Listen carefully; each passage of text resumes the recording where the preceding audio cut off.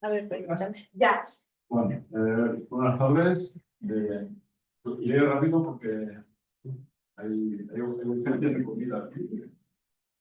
Bueno, el título el título correcto es La Sierra de Tepozutlán en tradición de ecoturismo. No puse nada de ecoturismo porque a mí los temas de ecoturismo me ponen un poco nervioso.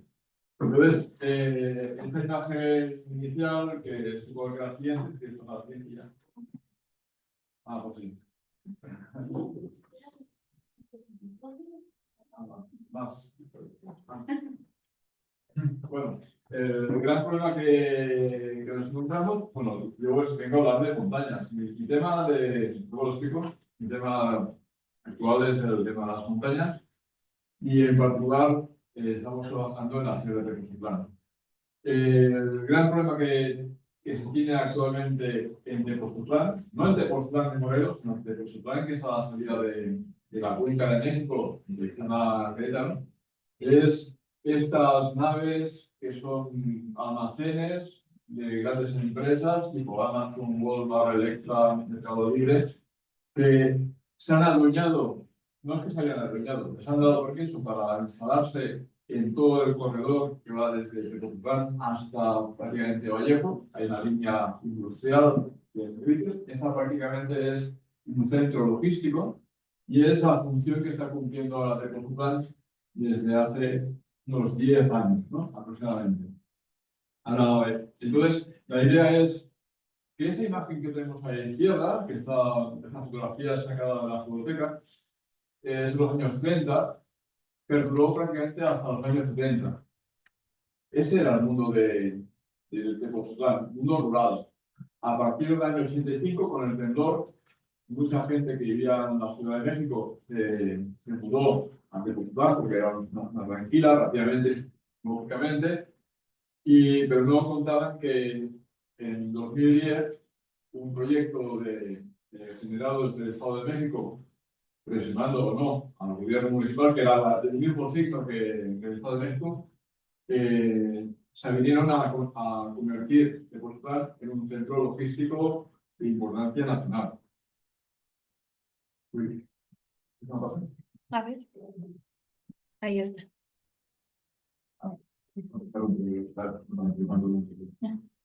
Bueno, explico un poco por qué venimos a este mundo. Pues desde hace un tiempo estamos impulsando lo que es la geografía de las montañas. Y geografía de la montaña, o ontología que se llama ahora.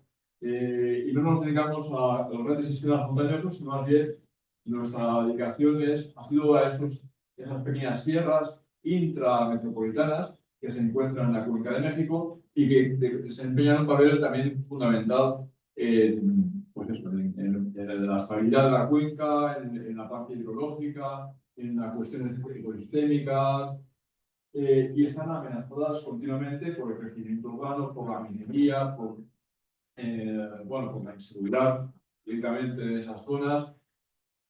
Carecen de políticas, yo entiendo que han de ser metropolitanas, ¿no? Porque cada sierra de estas que tenemos dentro de la cuenca de México, que es ese marco negro que tenemos, ¿no? No hay una gestión única. Cada alcaldía gestiona como quiere, ¿no?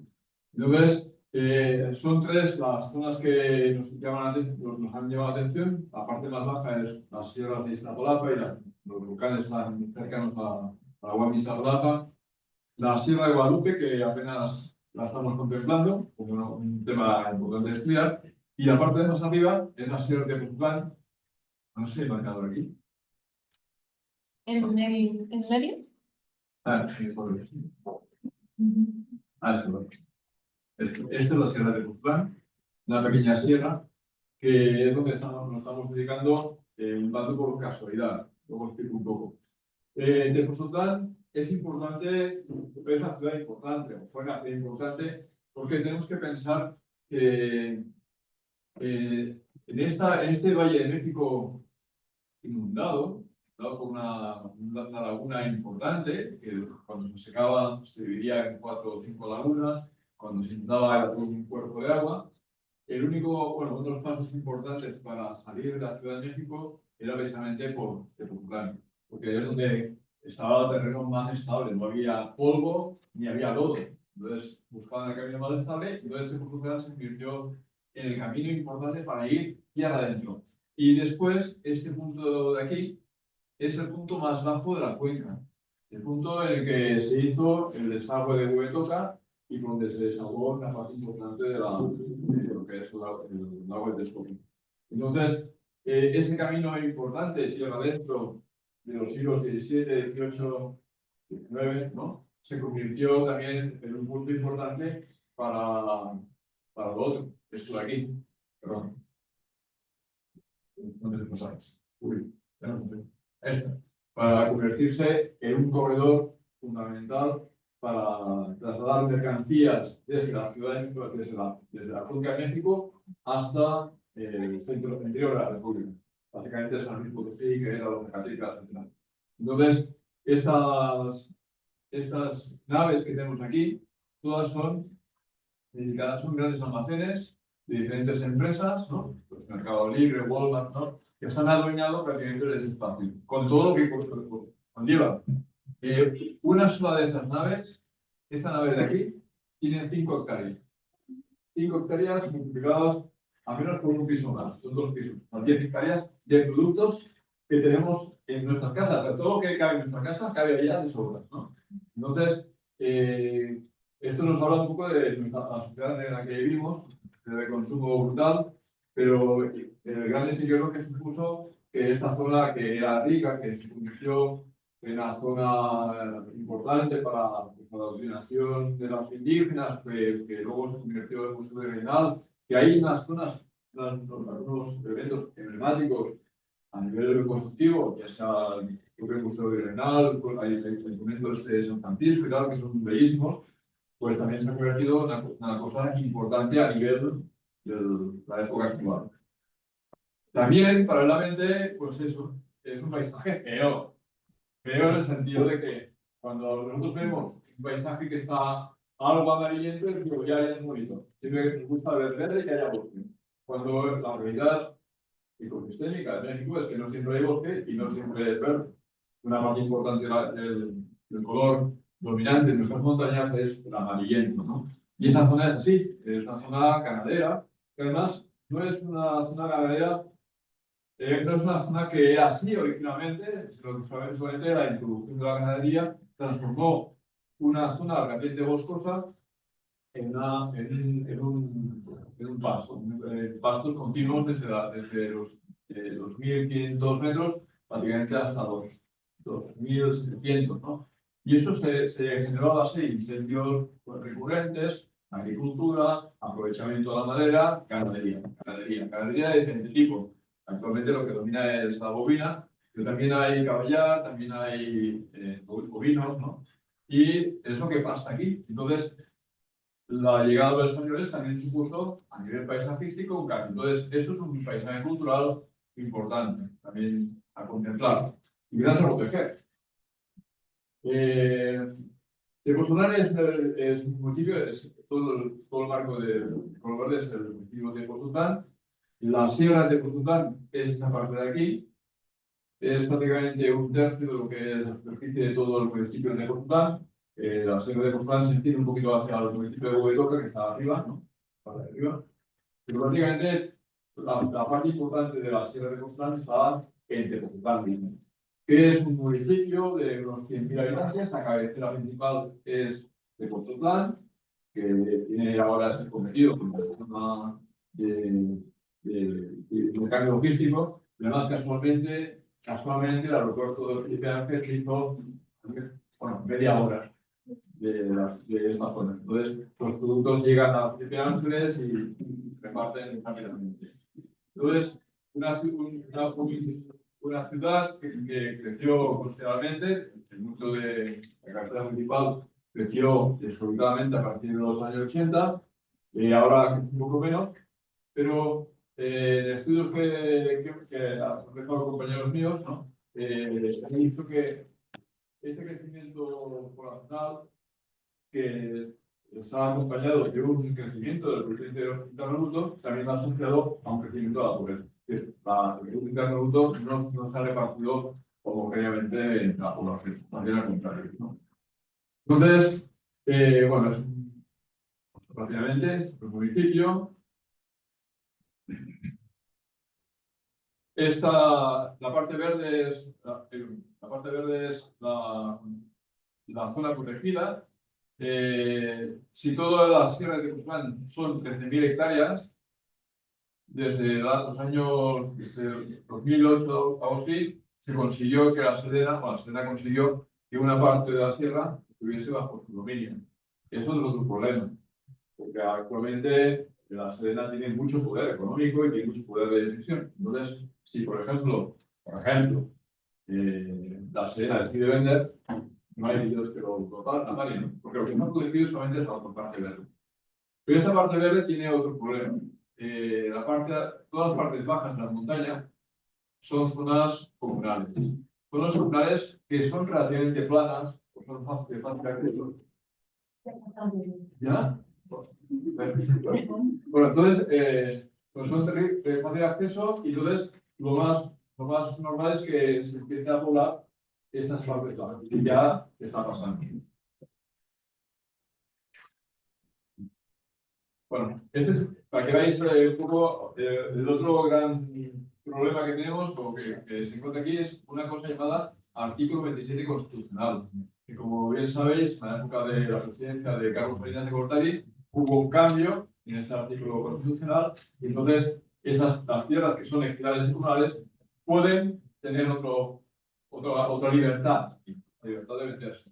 Entonces, este es el mapa geológico del año 83, ¿no? Post 30, 83. Fijaros que los puntos negros que están aquí, pues apenas se ven. Pero si vemos la siguiente imagen, esa parte que antes eran un poco puntos negros, ahora se ha extendido prácticamente hasta el interior de la zona baja de la tierra. Es decir, la gente que la hacía Italia ha ido comprando sus propios terrenos y lo primero que ha hecho es construir. ¿Vale? Lógico, ¿no? Y entonces, la zona que está roja es la zona que estamos trabajando también, ahora explico por qué. Sobre la sierra de Tepoztlán, ¿por qué es importante? Bueno, es una de las sierras pequeñitas, prácticamente 13.000 hectáreas. Bueno, 13.000 hectáreas es bastante. Pensad que Chapultepec, que tiene tanto nombre, tenía 600 hectáreas. La sierra de Santa Catalina tiene unas 2.000 hectáreas, aproximadamente. Eso tiene 13.000 hectáreas. Totalmente considerable. Y 13.000 hectáreas que albergan una biodiversidad importante, desde vegetación xerófila, casulacea, hasta la vegetación esclerófila en la parte alta, espinosas, son plantas que no gustan a la gente. Hay serpientes también, hay arañas, y eso a la gente no le gusta. Pero es una zona de captación importante porque aquí arriba no se ve esa manchita azul, es la laguna de Zumpango, cuando estaba ahí, pues es un poco más grande. Entonces, una parte importante del agua que alimenta toda la parte norte de la cuenca de México, que es una zona todavía con agua, proviene de la sierra de Tepoztlán. Entonces, quizás no almacena una gran cantidad de agua, pero toda el agua escurre subterráneamente hacia lo que es la cuenca de México, que se sitúa a este lado derecho, ¿no? Que es donde están actualmente las empresas, ¿no? Bueno, el valor cultural es importante. La gente del lugar hay personas arqueológicos y la gente de ahí se identifica como comuneros, se identifica como vecinos y quieren seguir siéndolo. Entonces, por un caso, bueno, esto es un poco para que veáis la diversidad de plantas. Es una zona, cuando no hay bosque, hay muchas flores. Entonces, clasificar toda la floresta de allá bueno, toda la zona que hay allá es muy difícil. Todavía se mantiene un poco la actividad pulquera alguna vez. Y bueno, y paisajísticamente es súper bello. Es una de las zonas más bonitas del valle. Bueno, es el gran problema que tenemos en la sierra de Tepoztlán es que no solamente que bueno, que tienen los problemas que tienen los comuneros de ellas, que no solamente se dedican a urbanizar todo el interior de aquí, sino que encima esas empresas ya salten al interior del valle. Esto es lo que hay, ¿no? Nuestra zona de estudio es la zona amarilla, ¿no? Que es donde está la zona comunal que estamos trabajando. Esto es lo feo de la sierra, feísimo, como podéis ver.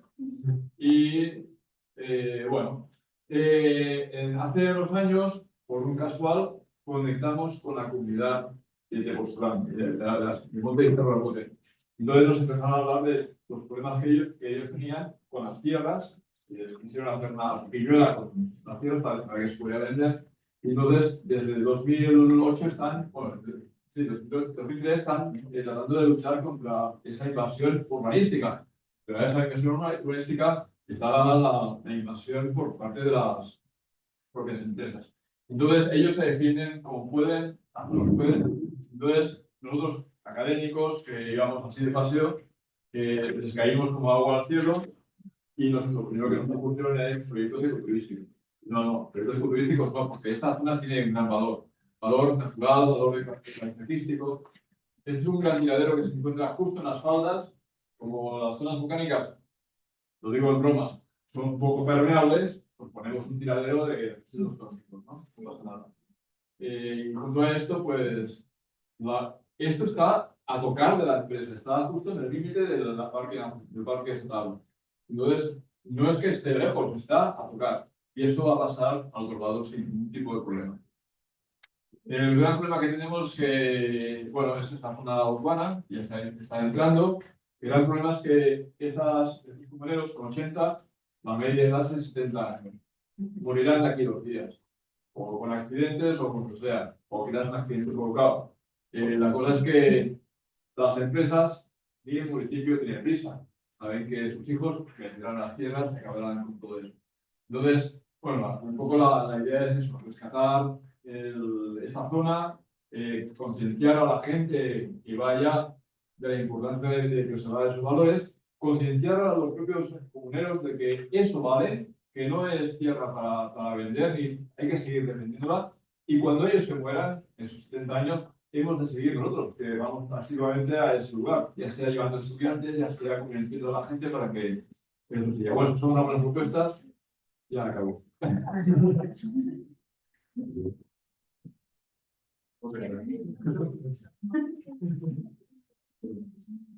Bueno, muchas gracias.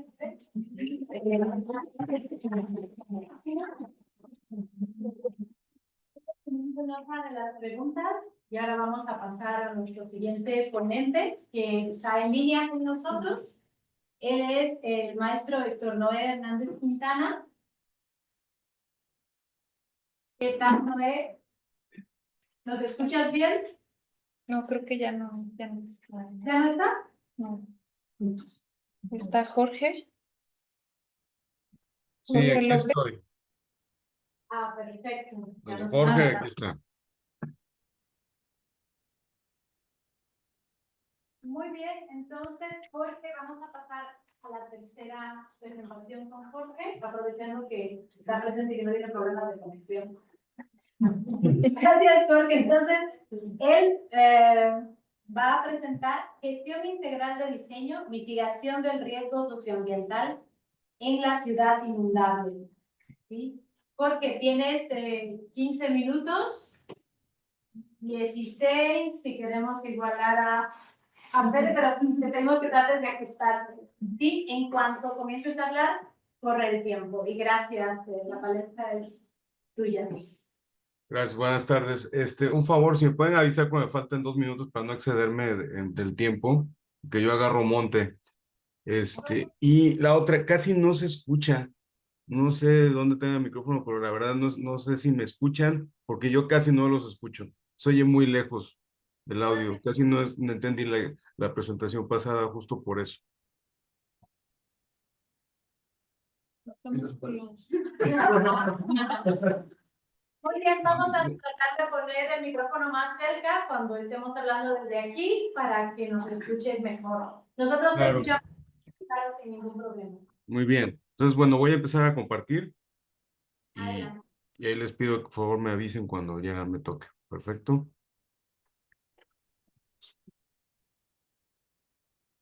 Muy bien. Bueno, voy a dejar de compartir pantalla, digo, de la cámara porque estoy feo y aparte anda muy fea la señal por acá. Ha estado llueve y llueve, entonces estamos así, un problema. Bueno, buenas tardes, soy el doctor Jorge López Ortiz, les voy a hablar de la gestión integral de diseño en el caso de la ciudad de Mérida. Y bueno, ¿cuál es el problema principal? Hay un aumento en la tendencia, en el aumento en la frecuencia y en la intensidad de los fenómenos hidrometeorológicos por encima de otros tipos de amenazas, además de que mi enfoque de investigación es justamente los efectos que tienen las amenazas hidrometeorológicas sobre el territorio urbano, planicies, zonas costeras. Eh, bueno, los fenómenos de este tipo, lo que más afectan es principalmente en Asia, pero también afectan en Norteamérica y en los últimos años lo que más ha afectado son efectivamente las inundaciones y las tormentas. Entonces, a medida que avanza el tiempo y nos están pegando estas amenazas, nos estamos encontrando con estos escenarios que estamos viendo donde hay gente damnificada y hay territorios inundados. Sin embargo, esto ya está sucediendo sin necesidad de que haya un fenómeno disruptor, es decir, solamente hay una lluvia y ya se inundó todo. Entonces, ¿eso qué quiere decir? Que no es culpa del huracán que se inunde la ciudad, es culpa de cómo construimos y nosotros desarrollamos nuestras actividades. Sí, los desastres no son naturales, nosotros mismos los construimos. Entonces es consecuencia de la forma en que desarrollamos todo. Además de que las estrategias actuales que se están ejerciendo para abordar el tema de los riesgos y los desastres es de forma reactiva, correctiva y tiene que ver con esperar a que suceda el evento para entonces ponernos a trabajar. Esto se ha implementado en una política global y se ha impuesto a la población de forma general con estos objetivos de desarrollo humano, sustentable, etcétera, las estrategias de Yokohama, de Hyōgo y de Sendai. Sin embargo, y estos son datos de ellos mismos, de la ONU Habitat, no están funcionando justamente por recaer en esta política de adaptación y no pensar en la adaptación. Ha habido mayor cantidad de muertes, cantidad de personas afectadas de forma directa o indirecta y muchas pérdidas económicas. De nada sirve que yo rescate a la persona si va a estar toda la vida tratando de compensar o pagar lo que perdió. Y esto es independiente del COVID. Esto es el caso de los riesgos y los desastres que tienen que ver con temas hidrometeorológicos. Entonces, ¿por qué es importante hablarlo desde un enfoque desde la prevención y la mitigación de riesgo? Primero, nosotros en México vivimos constantemente bajo el impacto del paso de las trayectorias de huracanes, vivimos en zonas altamente inundables, propensas a inundarse. El país padece más inundaciones y efectos por huracanes que sismos o que episodios biológicos, deslizamientos, etcétera. Entonces, por eso me parece pertinente y además de que se sabe que cada año nos van a pegar cierta cantidad de huracanes, que cada año se inunda la ciudad, pues lo lógico sería implementar estrategias de planificación desde antes de que suceda el evento, sobre todo si ya sabemos que el evento va a pasar. Aquí están. Yo lo que trabajo es la planicie costera del Golfo, que es la parte donde corresponde Veracruz. Eso lo trabajé en el doctorado y ahorita en el postdoctorado que estoy haciendo en la UADY, en Yucatán, estoy abordando el tema de la planicie de la península de Yucatán. ¿Con qué lo estoy trabajando? Con la gestión integral del diseño. Es una línea de investigación que planteo que busca integrar desde la planificación y la prevención estrategias que aborden la equidad y los derechos humanos, la protección de regeneración ecosistémica, los beneficios ambientales y sociales a través de modelos de decisión. Este modelo de decisión se basa en aspectos completamente locales, no tiene nada que ver con lo global, sino que surge de las necesidades globales, entendiendo el territorio, entendiendo cómo es que afectan las amenazas al sitio, cómo es que existen estas dinámicas sociales urbanas entre la población para identificar qué grupos están vulnerables, qué grupos están adaptables, qué grupos requieren apoyo, qué grupos tienen herramientas para poder prepararse. A partir de eso, generar estrategias de diseño y de manejo urbano, medios para aplicar e instrumentar el modelo en el sitio y lineamientos de evaluación del modelo que permitan que se pueda caracterizar el riesgo en el territorio de forma cíclica. Y esto interviniendo no nada más la unidad que es el municipio, sino ya dando ese paso adelante hacia la parte metropolitana, que es lo que está también generando condiciones incluso de gobernabilidad, ya que todas las dinámicas se están dando a nivel metropolitano, sin embargo el abordaje se hace desde un plano municipal y no ha tenido muy buenos resultados. Entonces, a partir de lo metropolitano se empieza a analizar estos instrumentos, cómo se van a vincular con los servicios ecosistémicos, cómo va a haber la negociación entre escalas de gobierno con la gobernanza, qué tipo de instrumentos se van a utilizar para financiar estos procesos, cómo se va a evaluar, cómo se va a monitorear, cómo se va a gestionar la infraestructura y cómo va a participar la sociedad. Eso también implica intervenir el territorio, mitigar el riesgo a través de soluciones basadas en la naturaleza, estrategias de implementación de infraestructura verde, etcétera, ¿no? Si trabajamos aspectos desde la prevención, podemos tener un porcentaje de mitigación mayor que el que ya se tiene con las políticas de adaptación. No estoy diciendo que las políticas de adaptación se cancelen, simplemente que va a ayudar a consolidar lo que ya se hace. ¿Por qué estamos esperando a que nos pegue algo? Mejor evitamos, ¿no? Ahora, ¿qué pasa en el área metropolitana de Mérida? El núcleo de la ciudad de Mérida es lo que está efectuando presiones sobre todo el área metropolitana. Realmente el área metropolitana de Mérida, excepto Mérida, todos los municipios que aquí están listados, Cancé, Concal, Junumacan, así, San Miguel, Timicuy, Tixtocop, Xpehual, Ucuy, Humán, son municipios que son predominantemente rurales y que han ido cambiando sus dinámicas a partir de lo que sucede en Mérida. Sin embargo, es una zona altamente marginalizada, incluso en la única zona donde tiene bajos niveles de marginalidad es el norte de la ciudad de Mérida, y el resto de la zona metropolitana está en crisis, pues muestra altos niveles de marginación.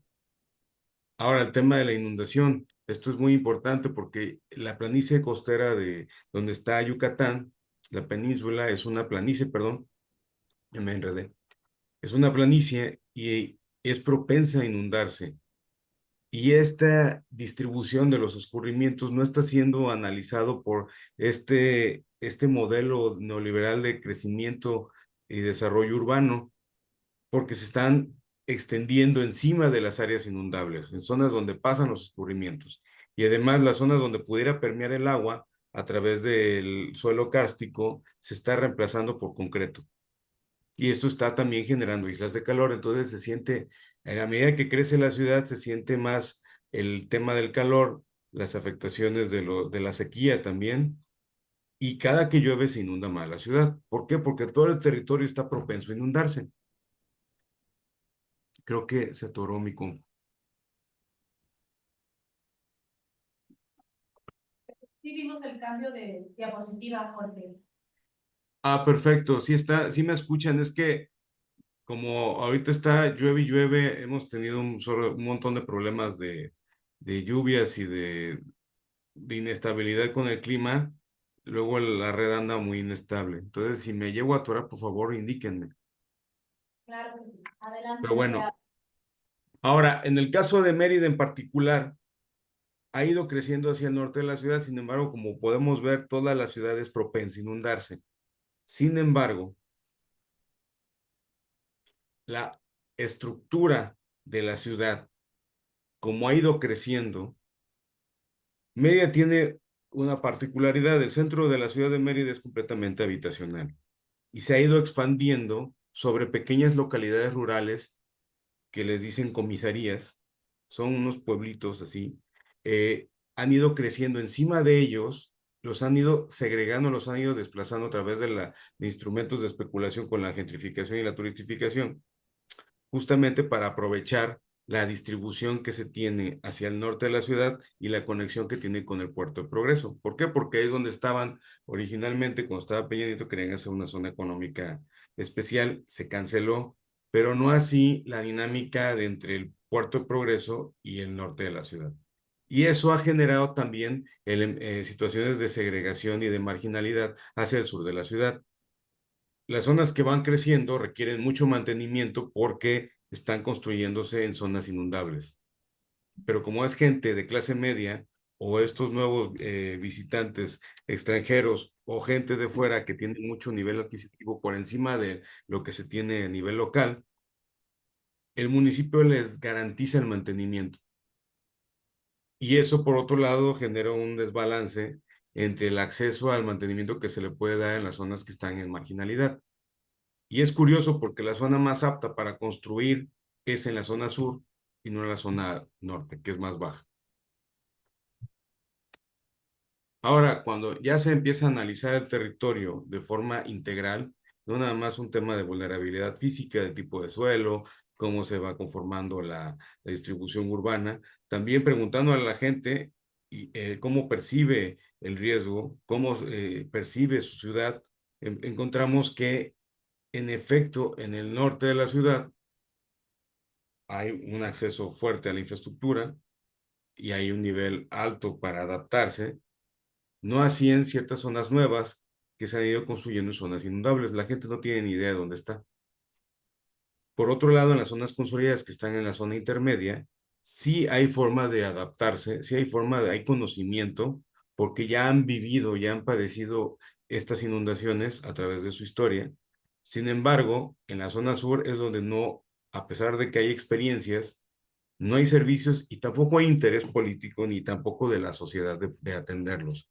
La ciudad de Mérida tiene una sociedad muy fragmentada, la comunidad yucateca es muy sumisa y muy aspiracionista, entonces ven bien que se atienda solamente zonas nice por encima de los demás, ¿no? Entonces eso hay que cambiarlo, eso hay que cambiarlo a través de estrategias de diseño que se implementen de forma diferencial, entendiendo la dinámica de cada población, porque está creciendo el riesgo medio por toda la ciudad. Entonces eso está condicionando también ciertas zonas que no están permitiendo que crezcan o que mejoren su calidad de vida y además se está demandando mucho más servicios municipales o estatales para zonas que realmente no necesitan ni siquiera existir porque están en zonas que no deben construir nada. Entonces, bueno, esto se va implementando, estas estrategias diferenciadas se implementan a través de etapas. Estamos hablando de la gestión preventiva, que tiene que ver con la prevención, cómo se identifica la vulnerabilidad, y esto es a nivel no nada más del territorio, de la gente, de las instituciones. Ay, algo pasa aquí con esto. Tiene que ver con cómo vas a entender dónde estás consolidándote, dónde estás desarrollando algunas estrategias, cómo vas a comunicar el riesgo, cómo vas a conocer qué ecosistemas o qué servicios ecosistémicos tienes alrededor para poder garantizar de que existan protecciones ante estos fenómenos, cómo vas a mitigarlo a través de la vulnerabilidad, el monitoreo, el seguimiento de los fenómenos, a través de sistemas de alerta temprana, el reordenamiento de la reubicación, qué tipo de infraestructura requiere realmente la ciudad y cómo vas a prepararlo a través de financiamiento, de la transferencia del riesgo, la protección civil, cómo integras este equipamiento en acciones de comunicación de riesgo, cómo vas a capacitar a las comunidades, cómo se va a organizar y cómo le vas a dar mantenimiento a través de la participación social. Esto en la parte preventiva. Ahora, falta otro problema. Ya sabemos que se va a inundar, pero no hemos abordado el tema de la prospectiva, ese riesgo que no sabemos qué va a pasar. Para eso se tiene que identificar el riesgo a través de una exploración de riesgos internos, de cotidianos, escenarios de riesgo, analizar la cuenca, los planes de ordenamiento, los planes de desarrollo, tienen que llevar este elemento de todo lo que no sabemos qué va a pasar. Se tiene que planificar y tiene que preverse. Y bueno, ahí aparecen estos escenarios de riesgo donde se empiezan a conformar algunas brigadas, se localizan zonas seguras, cómo se va a generar financiamiento, cómo va a haber comunicación y conciencia ambiental. Estos son elementos que tendrían que estar implementados en la planificación territorial y se dejan de lado porque están muy ocupados en notificar. Y bueno, ya cuando recuerden el modelo que les mostré, se va a empezar a implementar a través de la gobernanza, a través de un lenguaje administrativo, porque lo tiene que operar una autoridad, no lo hacemos nosotros. Nosotros nada más decimos qué es lo que hay que hacer, pero quien lo tiene que operar es la autoridad y los actores. Tienen Hola. que entender, va muy bien, vamos rápido, tiene que haber indicadores, esto a partir del conocimiento del riesgo, hay un subindicador que habla de la evaluación del conocimiento. Jorge, 2 minutos. Perfecto, 2 minutos ya. sí, ya Gracias. estamos en lo último. Estos indicadores son con los que vamos a intervenir el territorio a partir de diferentes campos de conocimiento, es decir, el geógrafo, el arquitecto, el urbanista solamente van a hacer unas cosas, gestionar, pero todos los demás van a participar, porque en estas ciudades vivimos todos, no nada más vive uno.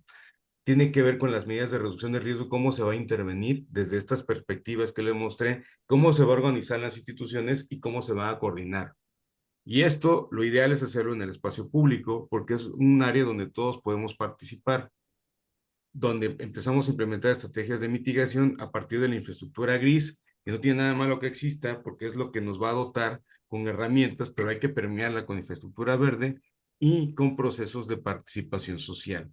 Y estoy hablando de una infraestructura muy simple que tiene que ver con pozos de absorción, con elementos pasivos, no obras gigantescas que requieran transformaciones grandes al territorio. Tenemos que adaptarnos al territorio, no adaptar al territorio. Entonces empezamos a analizar el territorio, la estructura urbana, la estructura ecosistémica, la cuenca, y vamos a tratar de entender cómo se generan esos nodos para poder inundar la ciudad, pero de servicios ecosistémicos, para evitar que cuando llegue la inundación realmente se vean afectados.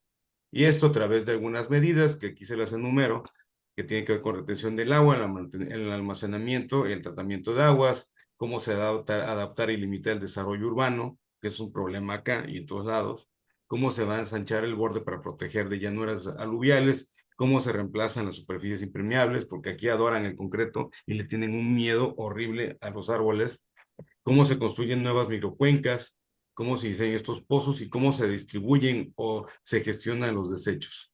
Asimismo, cómo se integra la infraestructura verde a través de transectos o ecotonos, áreas de amortiguamiento, y la más difícil de todas, cómo se va a vincular a la comunidad y cómo es que va a participar socialmente para tomar decisiones. Y Tiempo, bueno, Jorge. muy bien, listo, ya, ahí luego lo platicamos. Muchas gracias. Muchas gracias por tu comprensión. Por favor, un aplauso.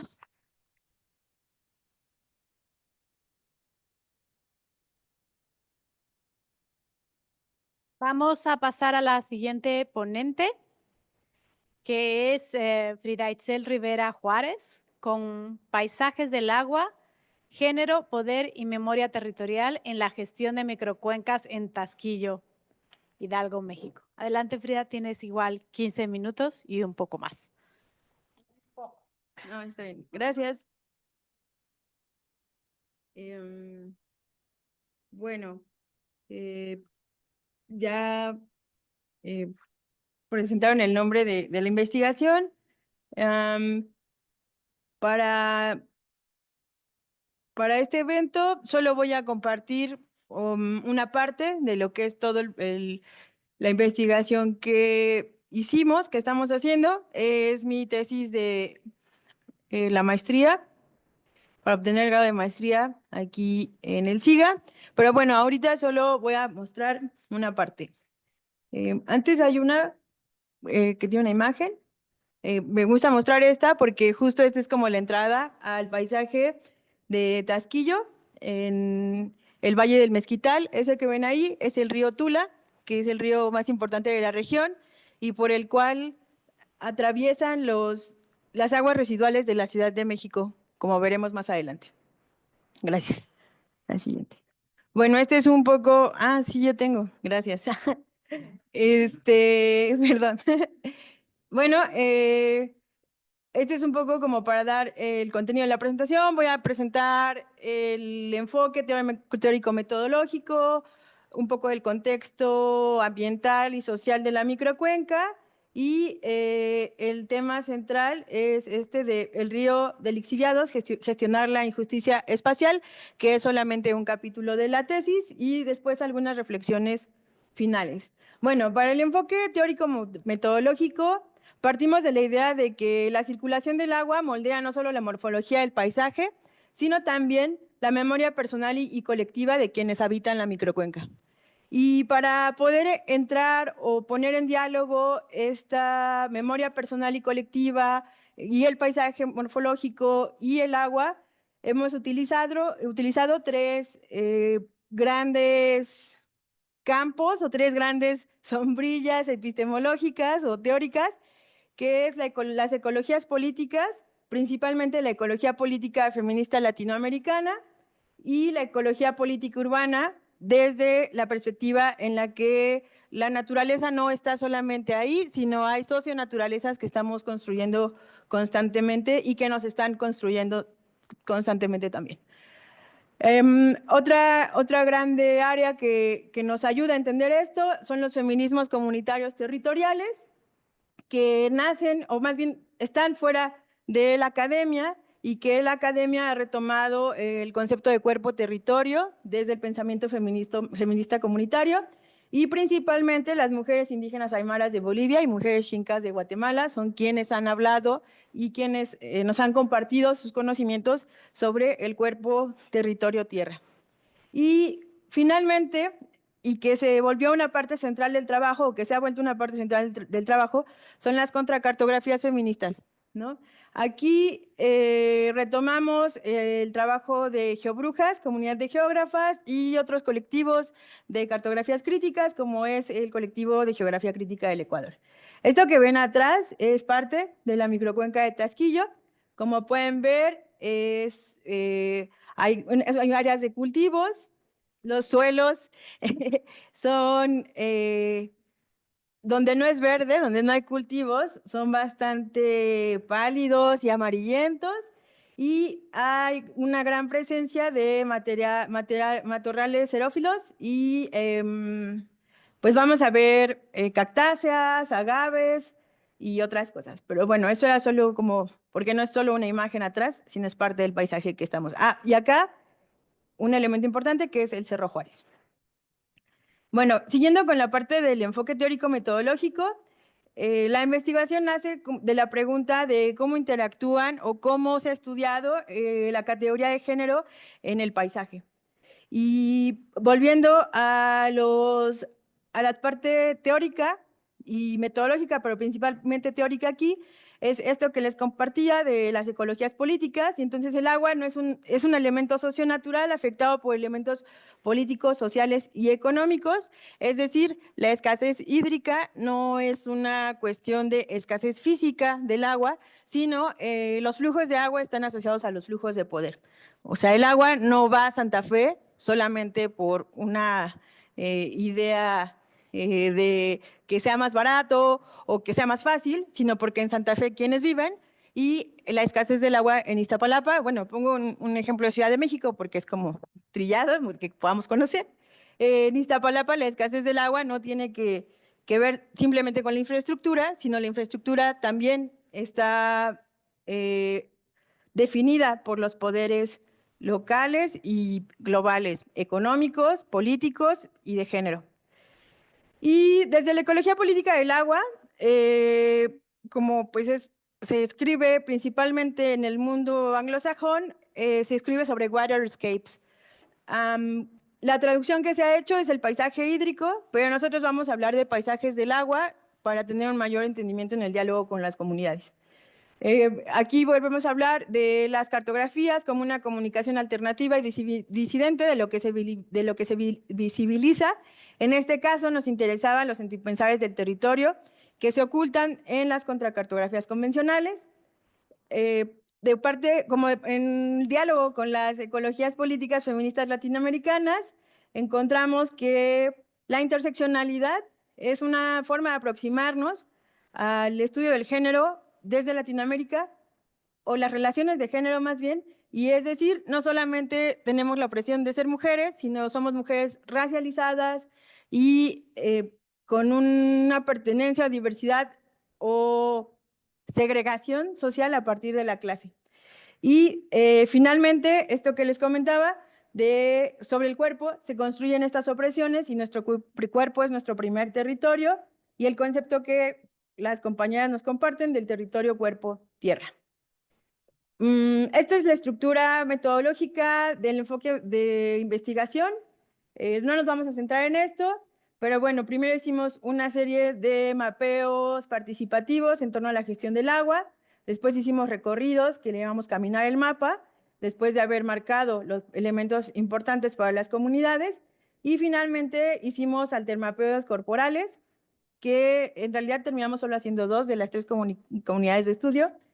Y bueno, esta es otra vista, o es la misma vista, pero más clara, a Taskillo. Taskillo es una microcuenca que está en el Valle del Mezquital. El Valle del Mezquital es una región cultural y ambiental del estado de Hidalgo, que se encuentra al suroeste del estado de Hidalgo y colinda con el estado de México y Querétaro.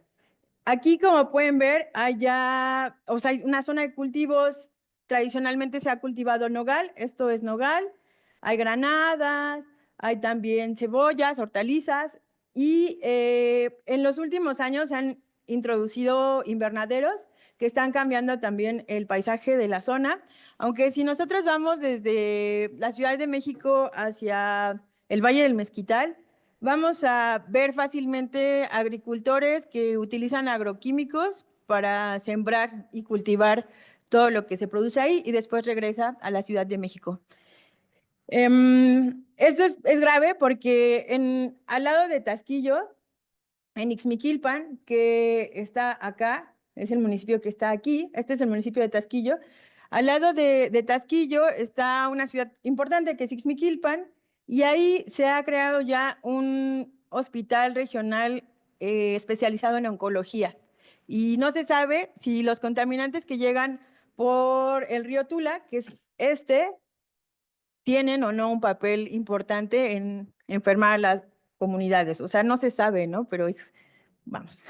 Entonces, bueno, hay cultivos tradicionales, el garambullo, que es un fruto de una cactácea, es un elemento de identidad de la región, pero que también está en peligro porque pues estos monocultivos están generando plagas de barronadores. De hecho, estos nogales están secos porque hay una plaga, ¿no? Actualmente hay una plaga que está en los nogales, que está llegando a los nopales, que está llegando a las granadas, y que no saben cómo combatirla porque realmente los suelos están salinizados y pues también el agua que llega solamente llega por los canales. Y los canales han alterado completamente los flujos de la microcuenca.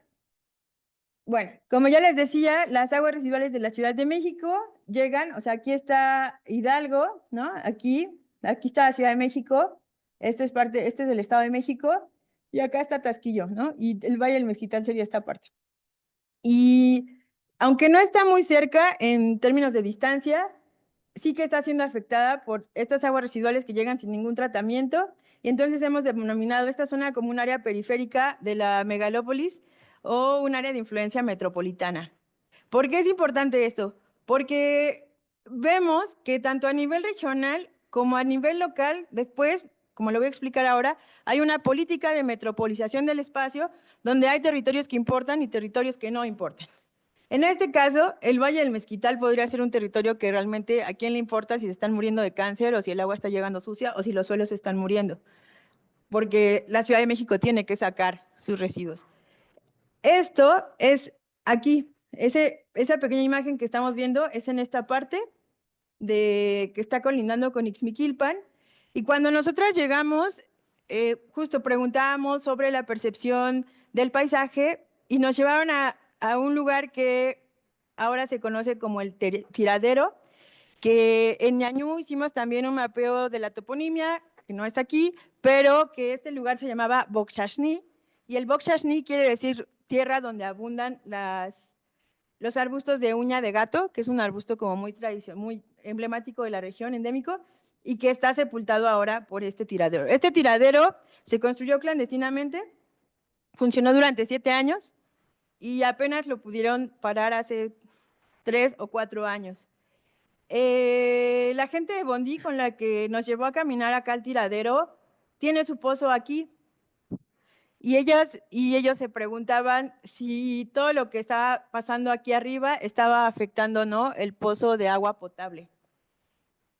Y pues bueno, no hay que ser geógrafa, pues sí es importante ponerlo en un mapa, pero no hay que ser geógrafo para ver que realmente pues todo lo que pasa en el basurero está cayendo en esta barranca y seguramente está transminando el pozo de agua potable.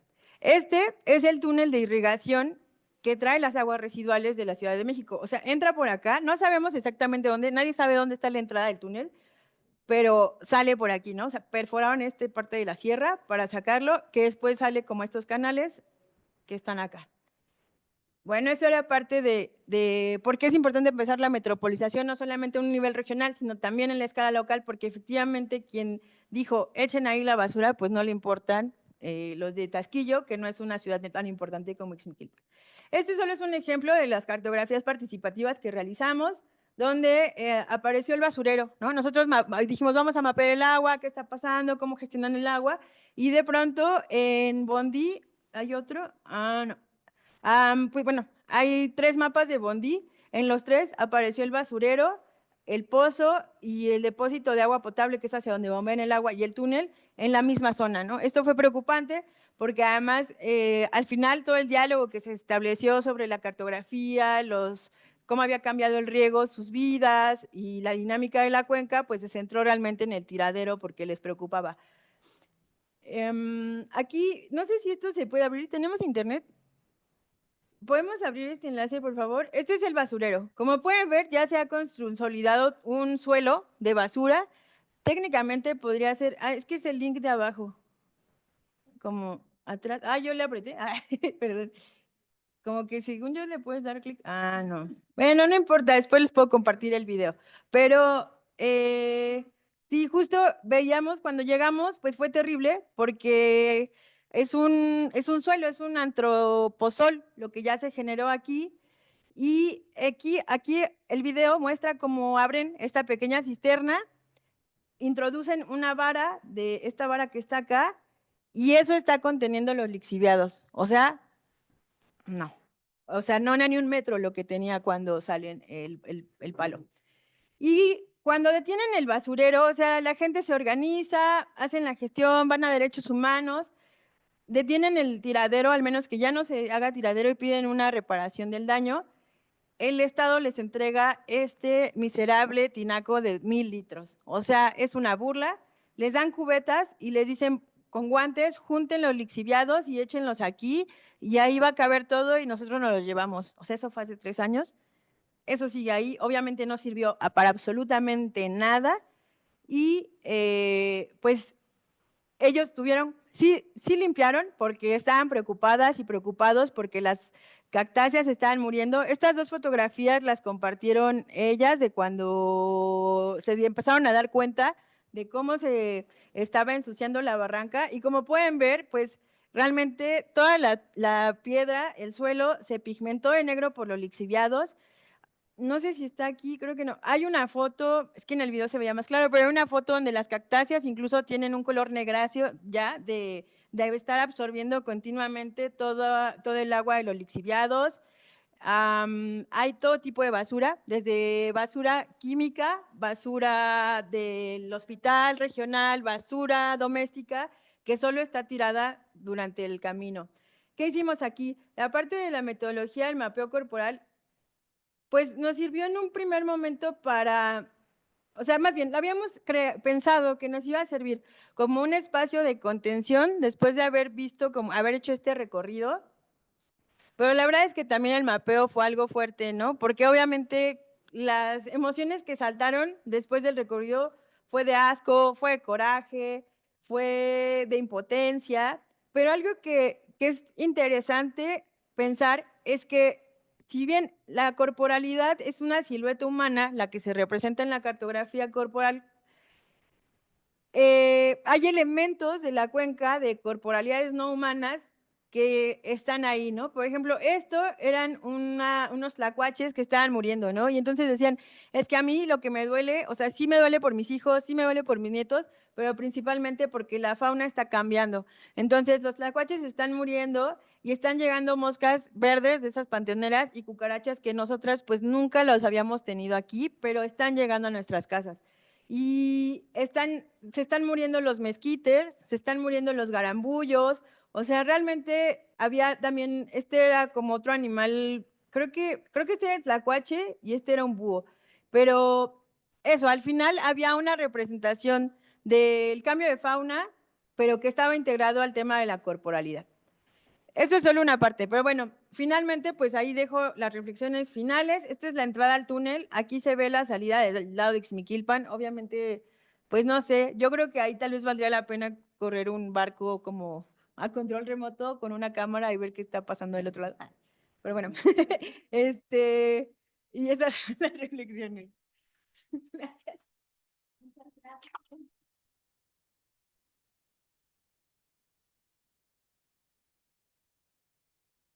esto? No, bueno, entonces vamos a dar lugar a la ronda de preguntas. Si alguien tiene alguna pregunta que quiera compartir con nuestros ponentes, por favor levante la mano. No se amontonen.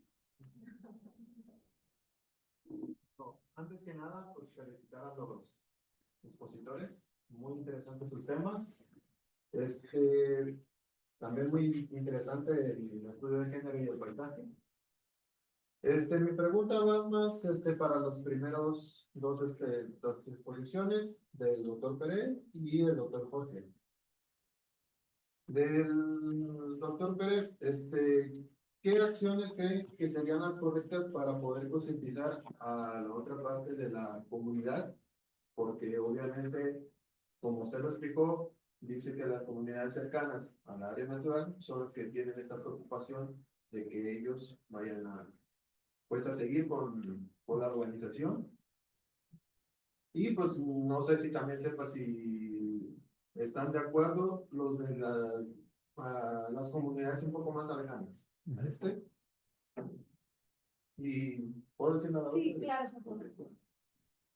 Para el doctor Jorge, ¿cree que es posible analizar varios escenarios para, bueno, más bien para diferentes desastres? Ya que, bueno, yo pues vivo en la zona de Acapulco y apenas fue el desastre de Otis, pues, y eso fue hace 2 años, y el año pasado, por ejemplo, como usted dijo, nos vamos adaptando, y se hizo una planeación, obviamente local, no municipal ni estatal, que todos nos íbamos preparando para comprar despensa y así, pensando que el que venía, pues iba a ser igual. Y sin embargo, después fue lo de yo, y el cual pasó igualito, igual como mostró las fotos de Yucatán, creo que me dijo que era. Y así que por esa parte, que pues ahora sí que decir, o analizar todos los escenarios posibles que se puede hacer, y quién es el responsable de a cuál se le tiene que entregar este tipo de planeaciones, y sobre todo pues organizarlas para principalmente transferirlas a la comunidad, pues ya que como pasa en diferentes situaciones o en diferentes lugares, pues no se tiene la comunicación con toda la población. Gracias.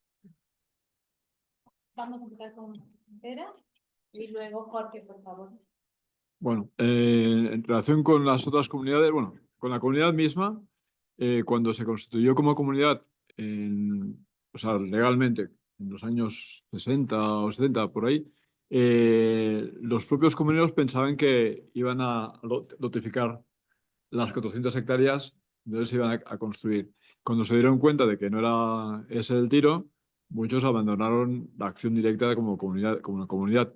Entonces quedaron activos muy pocos. De los 80 quedaron pues unos 30, 40 que son realmente los que toman decisiones, ¿no? Y son esos 30, 40 los que están resistiendo contra esa usurpación ese cambio del registro de la propiedad que se quiso hacer para vender, ¿no? Que lo hizo una persona pues, ajena a la comunidad, ¿no? Y están resistiendo contra esas empresas que están tratando de entrar. Otras zonas de la Sierra de Tepoztlán no tienen tantos problemas porque la presión propiamente del núcleo industrial y el núcleo urbanístico está por el lado de Tepoztlán, la cabecera.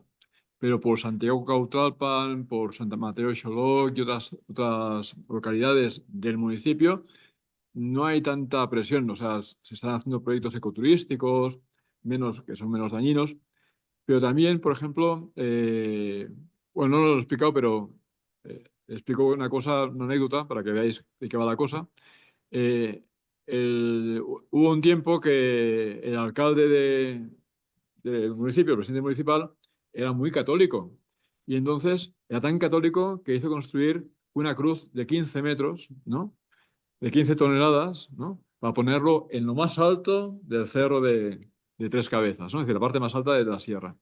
Y entonces, no se ha visto muy bien, pero el lugar que se eligió para llevar la cruz se tenía que hacer, hicieron una pequeña terracería, entonces empezaron a hacer, ¿y esa terracería para qué es? No, para ustedes, para que puedan... Bueno, la cosa es que cuando ya quisieron llevar la cruz, pues no fueron solamente los comuneros, sino el pueblo en sí que se rebeló contra llevar la cruz hasta ahí arriba, porque todo lo que comportaba la cruz, pues bueno, la cruz es un símbolo, pero era hacer la capillita, hacer las escaleras para que suban, hacer un aparcamiento, hacer tendederos de comida. Es decir, era una invasión en toda la regla. Ya no era urbanística, pero se parecía mucho, porque la concepción que tiene la presidencia municipal, incluso la actual, desde Pozotlán, es que hay que dar valor al terreno. Si los comuneros con vacas pues no dan valor, hay que darle valor de verdad, ¿no? Y que sea cristiano. Entonces hicieron eso. Entonces, si ellos no aceptaron, otras comunidades aceptarán. Entonces el gran riesgo es que otras, por ejemplo, de Santiago Cuauhtémoc, es muy probable que decidan dar permiso para que se construya la carretera y se pueda poner la cruz ahí arriba, porque es la versión, ¿no? Entonces, eso es, depende de cada comunidad lo que hay. Eso responde un poco a la falta de conciencia que no todo el mundo tiene sobre el valor de las tradiciones, el valor de el propio paisaje, de la propia historia, porque muchos de ellos nacieron y vivieron allá, ¿no? O viven allá. Entonces, es un trabajo muy largo y, claro, tienes que ir con cada una de las comunidades para trabajar. Entonces, hemos tenido la suerte de estar con gente con conciencia, pero nos toca a otra gente sin conciencia y se acabó. Bueno, voy a responder la pregunta. Aquí hay un asunto, bueno, ya les había dicho que los desastres no son naturales, ¿no? Es una construcción social. Lo que faltó decirles es que cada desastre o cada evento, más bien, cada amenaza impacta el territorio de forma diferente. Nunca es igual. O sea, te puede pegar un sismo en el mismo epicentro, pero la distancia, la dinámica y los efectos van a ser completamente diferentes. Un día te va a agarrar dormido y otro te va a agarrar en la calle, otro te va a agarrar en el metro. Es decir, siempre va a haber aspectos que van a diferenciar un evento del otro. Y el error que hicieron en Acapulco y que lo han repetido una y otra vez y lo han hecho también en la Ciudad de México y lo han hecho en todo el mundo es asumir que todos los eventos son iguales, se comportan igual y tienen los efectos que tienen y que van a tener los efectos en el mismo lugar. ¿Por qué el sismo del 17 fue diferente al del 85? Si tiembla, ¿no? ¿Por qué hay que planificar la reconstrucción del huracán Otis? Y cuando yo ya estoy empezando a gestionar la recuperación de Otis, va y me pega un otro huracán que se llama John y pega de forma diferente. Oye, pero a mí me dijeron que yo me preparara de una forma, ¿por qué no me dijeron que John iba a pegar de otra? Porque no funciona así el desastre. ¿Sí?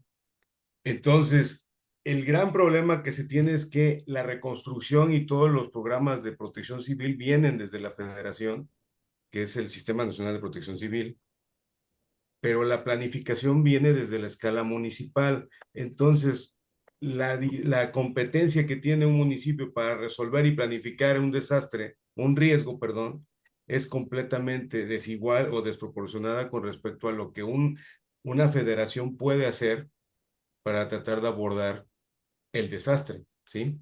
Desafortunadamente, ese es el sistema global que se impone desde esta estrategia de los ODS, esperar a que reaccionen.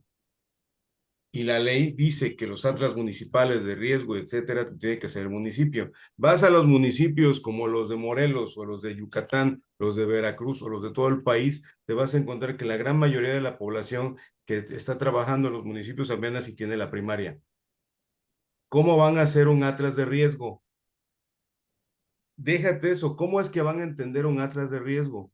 Para muchos municipios, vas a la Dirección de Protección Civil y les dices, bueno, ¿y ustedes cómo se preparan para un evento como una inundación? Ah, ya mandamos a comprar camionetas. Para ellos, la lógica es comprar camionetas que les van a permitir mover gente.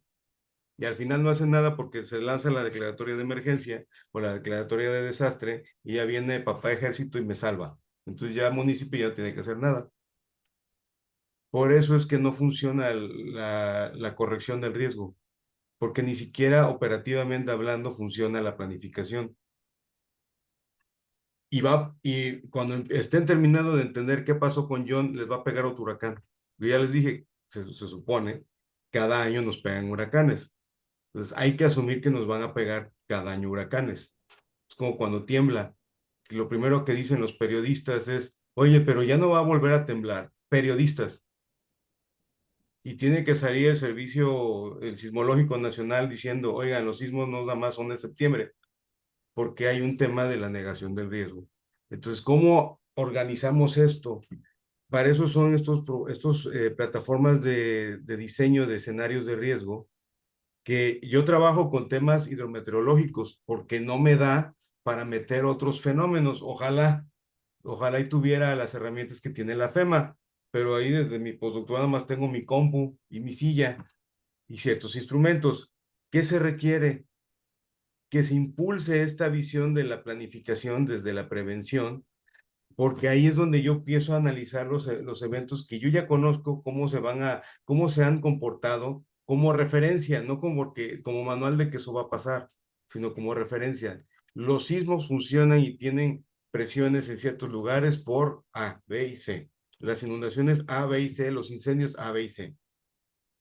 Esa es la parte de la prevención, incluso de la corrección, que lo tenemos que analizar y hay que entender que los desastres pegan. En el momento que tienes una inundación, no cancela que hay un sismo, que hay un incendio, que hay una revuelta social. Te pueden pasar las 4 al mismo tiempo, como ha pasado. ¿Qué hacemos ante eso? Para eso nos sirve la planificación. Y viene la otra, ¿qué hacemos con el riesgo que no conocemos? Nadie sabía que nos iba a pegar una pandemia. Oh, sorpresa, en lo que están tratando de entender qué pasó con la pandemia, nos va a pegar otra. Y va a ser la misma cantaleta de toda la vida. Mientras tanto, con los ODS vamos a ir tomando fotos con cajitas y vamos a ir cambiando de 2020 primero en 2020, luego 2030, luego va a ser 2050 y no se va a lograr absolutamente nada. Ahí es donde está el tema de la actividad social. Es muy importante que la misma participación de la gente se impulse. Nadie sabe cosas. Tú tienes que llegar y decirles, miren, funciona así. Mágicamente la gente no sabe. Tienes que prepararle y tienes que comunicarle lo que sucede para que ellos se empoderen y participen. Si no, vas a tener el caso de un alcalde mocho que en su idea de gentrificar y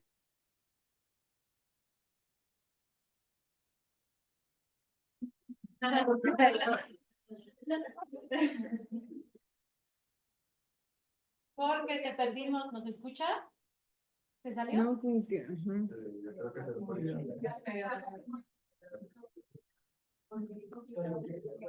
No es culpa del alcalde mucho.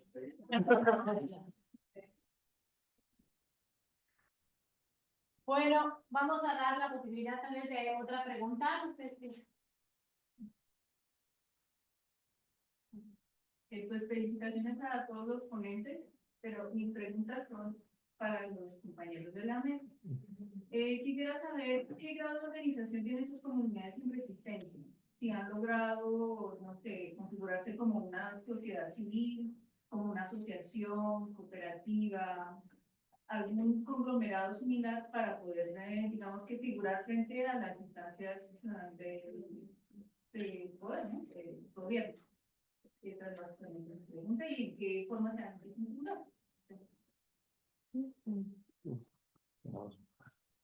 Bueno, en el caso de Tasquillo, es una figura comunitaria, ¿no? Donde estaba el basurero, eso pertenece a tierras comunales. Entonces, la forma de defenderlo fue a través de la organización comunitaria, en la asamblea. Sí había un grupo, o sea, yo llegué ahí porque justo conocí un grupo que hacía trabajo político, no era una ACE, pero era un colectivo, pero de personas adultas, profesores, jubilados, y en la pandemia fallecieron 2 de ellos, entonces se desarticuló bastante el grupo. Y cuando yo regresé con la investigación, ya en la maestría, con dinero para hacer el trabajo, pues ya no los encontré. Y entonces fue como volver a vincularme con nuevas personas. y pues no hay una organización política alternativa fuerte. Más bien lo hicieron como en esta o sea, de querer sobrevivir, ¿no? Decir, se está muriendo todo, tenemos que hacer algo. Y entonces Bondi, la comunidad de Bondi, hizo todo el buscar derechos humanos, como gestionar la defensa y se fueron con las otras comunidades a juntar firmas, ¿no? En realidad, y entonces fue un proceso de juntar firmas y llevarlas en un proceso primero al municipio, después, o sea, fueron escalando y ahí quien les ayudó fue la Comisión de Derechos Humanos.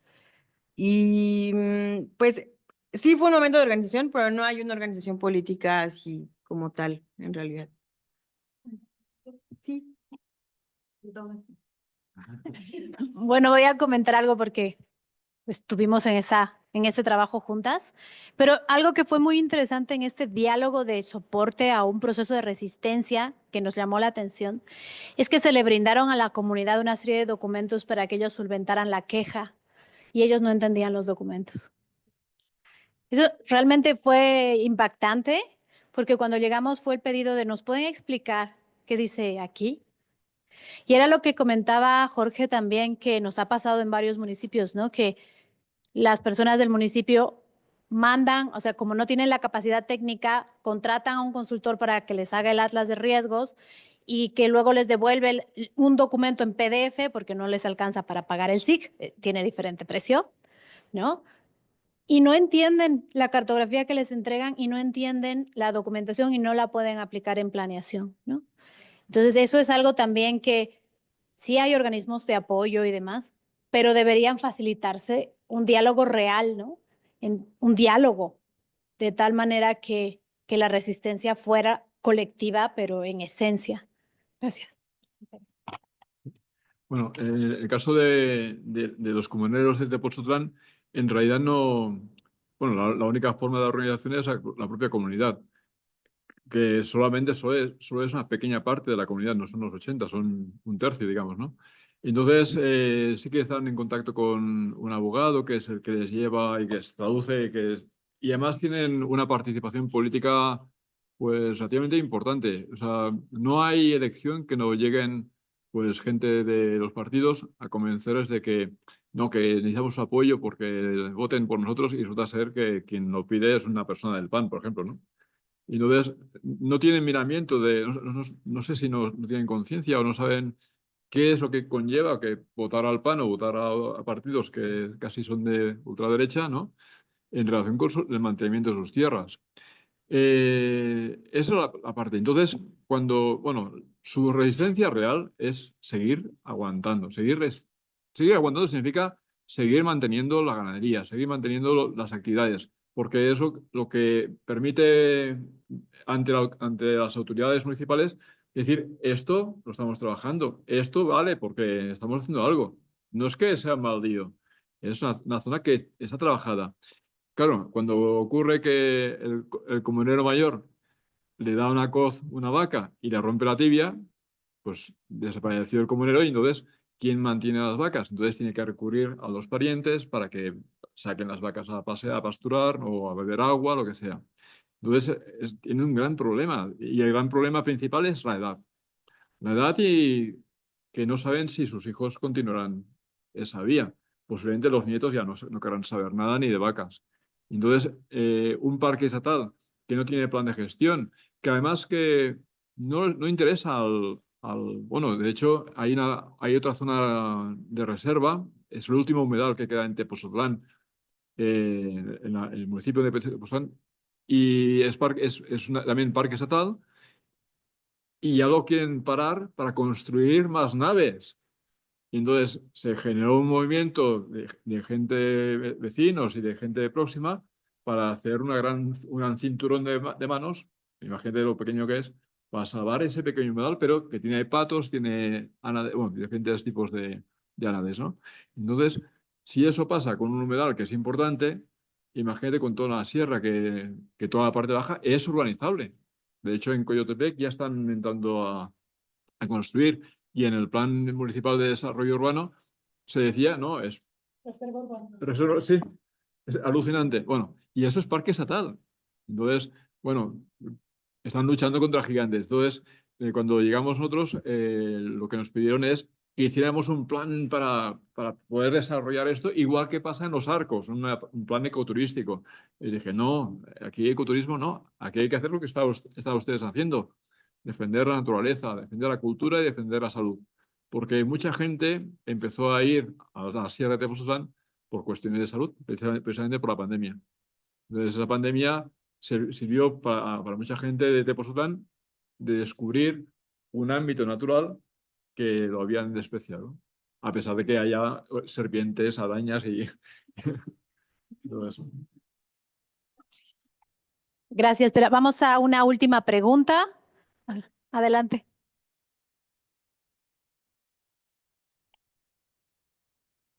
Mezquital. Quizá podría ser también de mucha ayuda que tenga más información dura, por ejemplo, de calidad del agua, ¿no?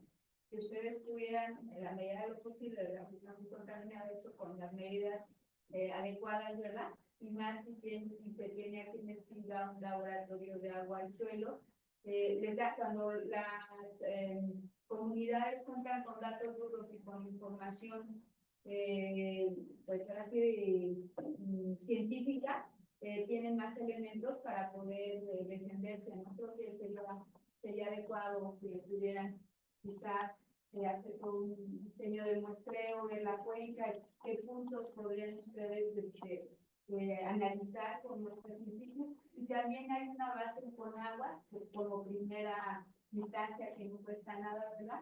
De cursos lénticos y lógicos, en este caso sería lógicos porque son aguas que fluyen y hay información de algunos ríos, entonces podría ser que estuvieran trabajando ahí y ver que están con coordenadas, están con coliformes, hay información que habría que ver si tienen la suerte de que ese río tenga datos, ¿no? En esa base. Sí, gracias. Sí, de hecho, una parte inicial de mi idea para investigar eso era poder establecer un equipo de monitoreo comunitario del agua, pero con un año de campo, los recursos de la maestra, o sea, realmente entrar a campo no fue fácil, menos porque nos preguntábamos por el agua. De hecho, en la primera asamblea casi nos echan, porque la UNAM no nos prestó la camioneta, entonces fuimos en un carro particular. Pero era como que ya habíamos agendado, ¿no? Entonces llegamos y mostramos las credenciales de la UNAM y todo, pero la gente dijo así como, nuestra agua y ustedes y la UNAM, ¿qué le importa aquí? O sea, porque además, claro, no es una zona como Ixmiquilpan, que sí ha sido más estudiada, o sea, como que no es de estos municipios importantes. Entonces, pues como que fue así como a qué viene el UNAM, ¿no? O sea, ¿quién realmente les está pagando para hacer esto? Entonces, entrar a campo fue algo difícil, pero insistimos. La idea era generar un equipo para que pudieran hacer el monitoreo comunitario del agua, pero no nos dio el proceso de investigación para eso, como para establecerlo. Sin embargo, pues la idea es que esto no se quede como una denuncia de, bueno, se está muriendo el río, se está muriendo el territorio, sino más bien, pues, ¿qué se puede hacer? Y ahí, pues sí, la idea es pues sí, generar capacitaciones para que ellos, y que además no dependan de la UNAM o del SIGA, ¿no? Sino que ellas mismas puedan gestionar su monitoreo, obviamente con el vínculo del laboratorio de suelos y agua, pero digamos que eso es algo que tuvimos que moverlo un poco al mediano plazo por los recursos mismos de la investigación. Y sí, o sea, yo no mostré aquí todo, pero hicimos ya de la cuenca, hicimos una zonificación, ¿no? Para ver cuáles eran los escurrimientos naturales o modelar un poco los escurrimientos naturales del agua que han sido modificados porque INEGI ya solo te da lo de los canales, ¿no? Entonces, todo ese análisis un poco del funcionamiento de la cuenca sí está. Yo no lo mostré aquí por tiempo, ¿no? Porque, pues sí, o sea, iba a ser, o sea, como que me parecía más importante hacer un proceso de denuncia del basurero y que se difundiera, pero sí, gracias. Vamos a revisar. Bueno, voy a revisar esta parte que dices de los datos que ya también están. Eso sí, claro, sí, eso también. Sí, gracias. que es la única reserva, yo estoy en la Universidad de Guanajuato y es nuestra única reserva que no está sobreexplotada porque en Guanajuato tenemos muchos problemas del agua. Y ahí se sacó junto con un equipo multidisciplinario de mucha gente de la red Mora, no sé si me han escuchado, que es la red de monitoreo de las reservas de agua a nivel nacional. Y se está sacando un manual y un trabajo sobre el monitoreo comunitario, donde se puede identificar de acuerdo a las condiciones ambientales de las especies, por ejemplo, de los cursos de agua o de la vegetación ribereña, cómo tú puedes hacer ese monitoreo y cómo lo trabajas como comunidad. Gracias. Súper. Bueno, pues muchas gracias a todos, a todas por sus comentarios, preguntas y su presencia virtual y física. Y un último aplauso, por favor, para cerrar la mesa.